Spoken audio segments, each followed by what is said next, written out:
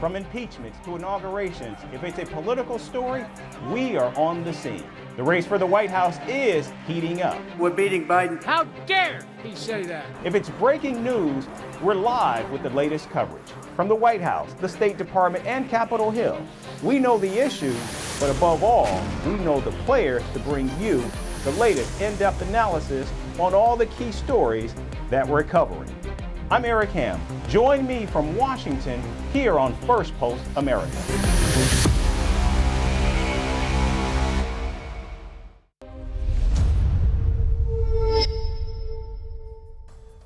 Hello and welcome to Firstpost America. I'm Eric Ham, coming to you live from the nation's capital in Washington, D.C. And over the next few minutes, we'll take you from the United States and around the world, covering all the top stories of the day. But before that, let's take a look at the latest headlines. North Korean leader Kim Jong-un tells Vladimir Putin that he completely supports the war in Ukraine. This as Putin gets a red carpet welcome in Pyongyang with his portraits on display across the streets. Former House Speaker Nancy Pelosi meets spiritual leader the Dalai Lama and addresses the Tibetan government in exile in India. Beijing accuses the United States of supporting anti-China activities. The U.S. State Department approves the sale of missiles and drones worth $360 million for Taiwan. The Taiwanese president thanks the Biden administration for supporting the island against Chinese aggression. An earthquake kills at least 4 and injures over 120 people in northeastern Iran. Tremors from the 4.9 magnitude quake also hit neighboring countries of Afghanistan and Turkmenistan. And Colombia to give legal status to more than 500,000 Venezuelan migrants who are residing and guardians to minors residing in the country. Almost 3 million Venezuelans currently reside in Colombia after fleeing political and economic turmoil under President Nicolas Maduro.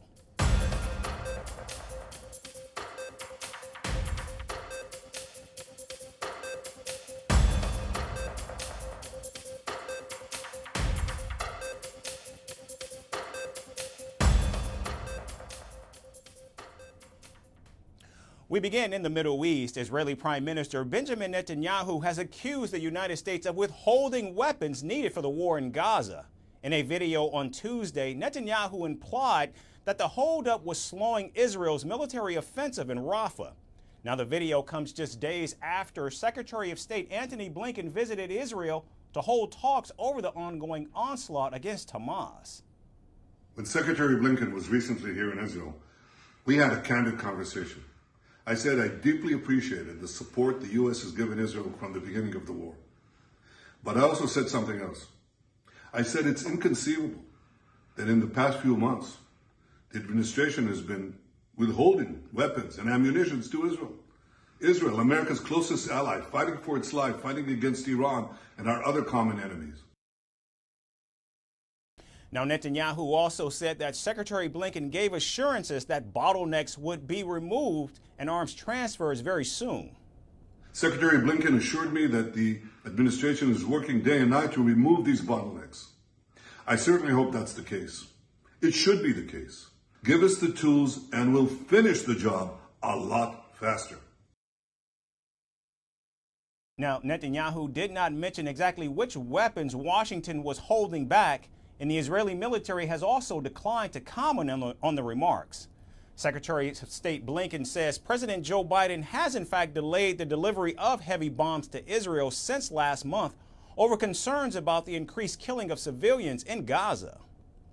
We, as you know, are continuing to review one shipment that President Biden has talked about with regard to 2,000-pound bombs because of our concerns about their use in a densely populated area. Like Rafah, that remains under review. But everything else is moving as it normally would move. And again, with the perspective of making sure that Israel has what it needs to defend itself against this multiplicity of challenges. Secretary Blinken also said that Netanyahu has to do much more to protect civilian lives in Gaza. America's top diplomat went on to question whether Hamas was looking out for its own interests at the expense of Palestinians. we have to, all of us, put the interests of these many, many innocent families and people first and foremost. And that means that Israel has to do more, continue to do much more, to protect civilians, to make sure that they get the assistance they need. But it first and foremost means that Hamas has to make a decision. Is it actually looking out for the interests of Palestinian people? Is it looking out for its own interests at the expense of the interests of Palestinians who are suffering every single minute? Now, the Biden administration is facing global pressure to completely halt its military support to Israel due to growing reports of Israel targeting civilian infrastructure and using starvation as a weapon of war. The International Court of Justice has already concluded that there is a plausible risk of genocide in Gaza. Still, the U.S. Congress cleared the way for an $18 billion sale of F-15 fighter jets to Israel just this week. It's also been announced that the White House has canceled a high-level U.S.-Israel meeting on Iran that was scheduled for this coming Thursday in response to the Prime Minister's video.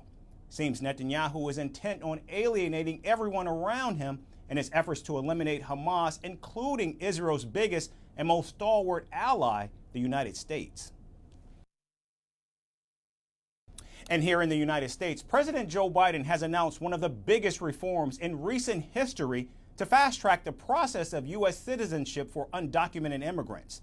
The latest expansive action aims to provide permanent residency to at least 500,000 undocumented immigrants who are married to American citizens.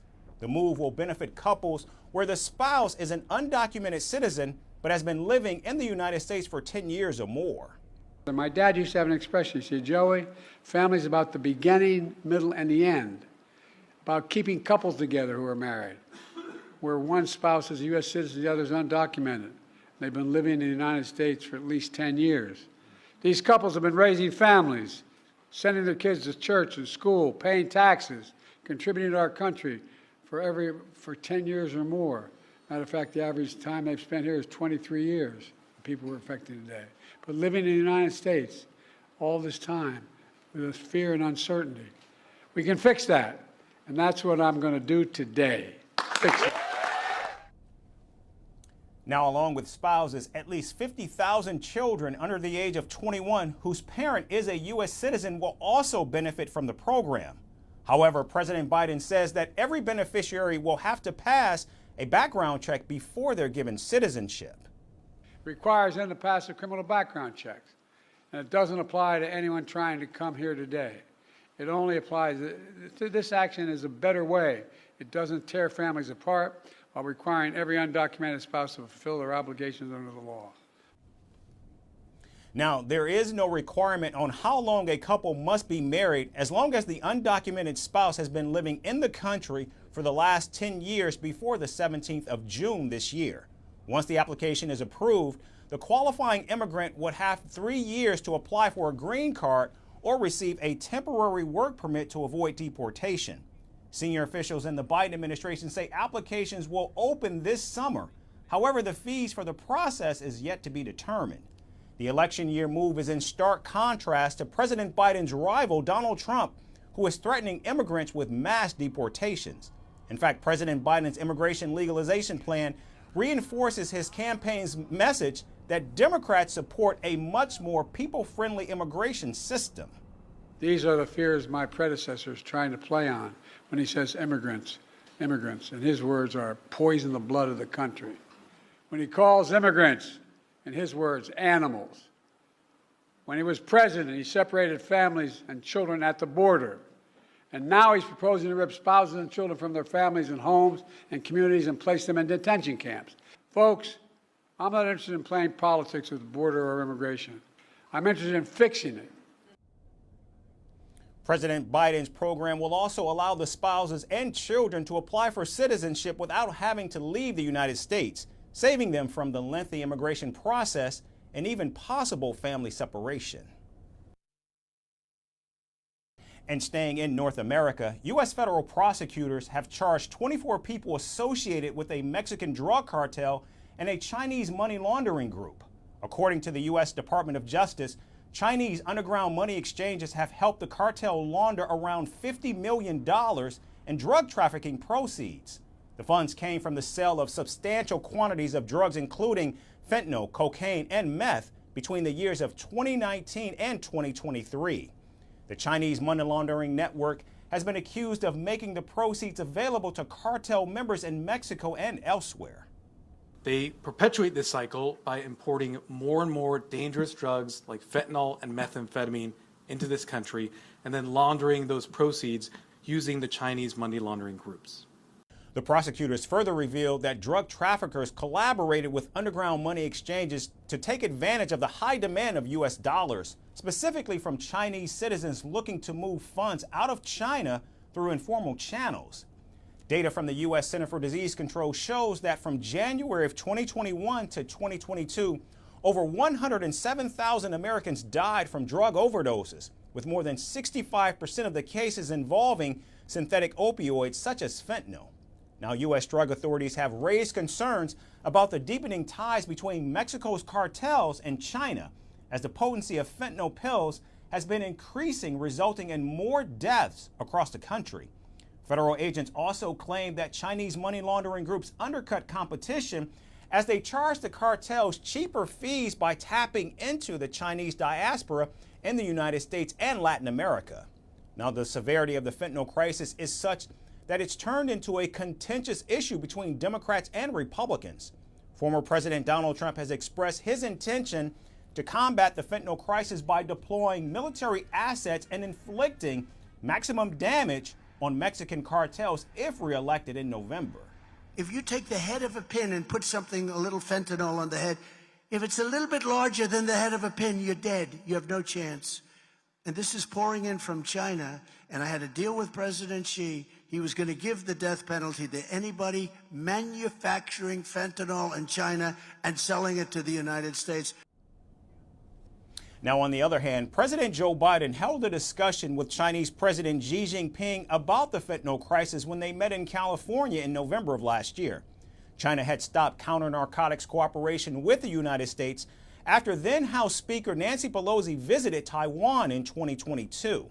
However, the recent prosecution by federal agents does in fact indicate that there is more than meets the eye and that China may be fueling America's drug crisis by funding Mexican drug cartels.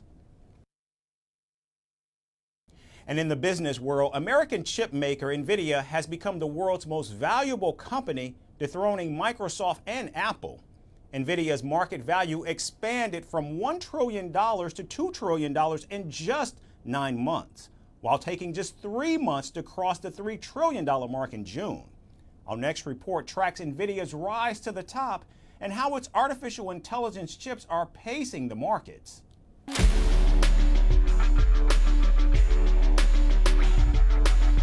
Nvidia now holds the title of the world's most valuable company.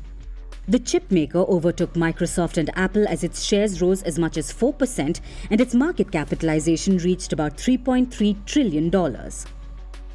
Nvidia's stock has surged about 173% so far this year, compared to a rise of about 19% for Microsoft. Nvidia's AI chips are in high demand in data centers and for gaming, and the California-based firm is working to meet the high demand of its graphics processing units. Tech giants Microsoft, Meta, and Google-owned Alphabet are competing to build their own AI computing capabilities. But Nvidia commands more than 80% of the market share for AI chips, making it a major winner from surging AI development. What my concern would be is whether how long the growth can be sustained, and are the valuations reasonable enough that we wouldn't have to have a huge growth or very prolonged growth to really be able to justify buying the stock. The company also recently split its stock 10-for-1, increasing the appeal among individual investors. It took 9 months for the company's market value to expand from $1 trillion to $2 trillion, which it hit in February. And Nvidia crossed $3 trillion in early June. Investors have to own these stocks. If not, they're just taking too much risk relative to the market. But if something should happen and those stocks should start to fall, it's going to take everybody down with it. So that's kind of another area of concern. Now, with the company's rising sales and off-the-chart success, Nvidia CEO Jensen Huang has become the 11th richest person in the world. Huang added over $4 billion to his net worth in a single day on Tuesday, pushing his net worth over 2,250%. In the United States, Nvidia is a new contender for the title of the most valuable company. Its rise has been so rapid that the company has not yet been included in the Dow Jones Industrial Average, which is a stock benchmark consisting of the 30 most valuable US companies. Nvidia's transition from being known for high-end graphics cards to a key supplier for firms developing advanced AI has allowed them to control at least 80% of the market for computer chips used in data centers. Tesla recently announced that it has 35,000 of Nvidia's GPUs and may deploy an additional 50,000 chips by the end of the year to train its AI models. Nvidia's specialization in AI-based graphic cards means it's able to charge a premium for its products.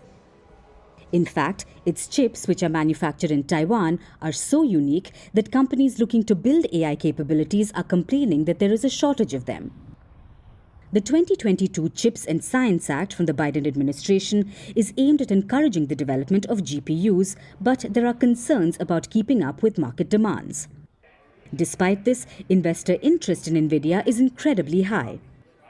While some have suggested that its success might be a bubble, many Wall Street analysts believe that the company's financial statements demonstrate the viability of its products. And finally, air pollution is killing almost 2,000 children under the age of 5 every single day. Dirty air has become the second largest killer globally after high blood pressure. This is according to a UN-backed study which estimates that more than 8 million deaths are linked to air pollution every year. China and India are bearing the biggest burden as they account for over half of these deaths. Our final report tells you more about the poison we're all breathing in.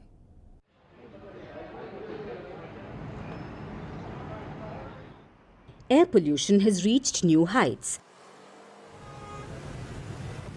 It's now the second largest killer globally, overtaking tobacco use and second only to high blood pressure. The concerning fact has been revealed in the latest State of Global Air report, which is backed by the United Nations Children's Fund or UNICEF. It has also reported some other worrying trends. The report says that air pollution is killing nearly 2,000 children under the age of 5 every single day. This means that one child dies because of air pollution every minute. Dirty air has overtaken poor sanitation and lack of clean water to become the second biggest health risk factor for young children around the world. Yet the annual total of 700,000 child deaths is just a fraction of the 8.1 million lives lost due to air pollution in 2021.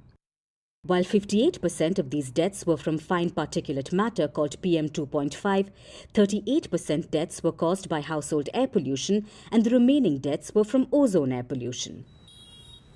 Now, of the 700,000 child deaths due to air pollution, the highest number of children deaths were recorded in India, Nigeria and Pakistan. The main reasons for these deaths are surprisingly household pollutants, including coal, wood, animal dung and agricultural residue. The report also looks at nitrogen dioxide, which is the prime reason for childhood asthma, especially in infants and toddlers. The study also underscores how traffic exhaust, which is a major source of nitrogen dioxide, can make children acutely ill with long-term consequences. Researchers say that children in poor countries suffer some of the worst impacts of air pollution. The death rate linked to air pollution in children under 5 is 100 times higher in East, West, Central and Southern Africa than their counterparts in high-income nations. And when it comes to the deaths across all ages, 9 out of 10 deaths are a result of tiny PM2.5 particles. These particles enter the lungs and then the bloodstream, increasing the risk of heart disease, stroke, diabetes, lung cancer, dementia, and even miscarriage. According to the report, air quality has worsened in recent years, and countries like China, India, Pakistan, Bangladesh, Indonesia, Nigeria, Egypt, Myanmar, Vietnam, and the Philippines account for about 70% of all global deaths. China and India recorded 4 deaths per minute due to air pollution in 2021. Frustrating it is. It's the air that we breathe, and it's affecting a lot of us, being young and old. So yes, it is very, very annoying, I would say irritating, to see year after year Delhi with all its infrastructure still being at the top of this level. But with all the bad news, the report has a silver lining as well. Since the year 2000, the death rate linked to children under the age of 5 has dropped by 53%. This is largely due to efforts towards clean energy for cooking, as well as improvements in access to healthcare, nutrition, and better awareness about toxic pollutants.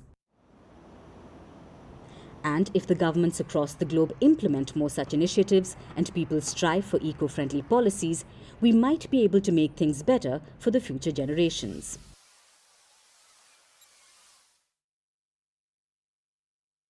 That's our show for today. We thank you so much for tuning in. We hope to see you right back here again tomorrow. Thanks again for watching.